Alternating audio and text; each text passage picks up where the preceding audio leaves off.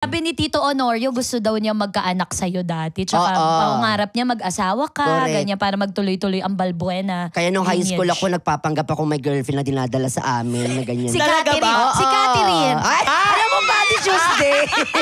Ba't alam mo pa? Actually, kwento mo na yan sa akin, nakalimutan. Hindi nila sinabi dito, pati kay titular.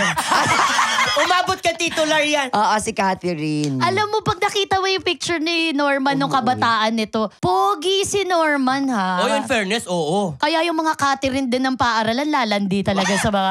Naman.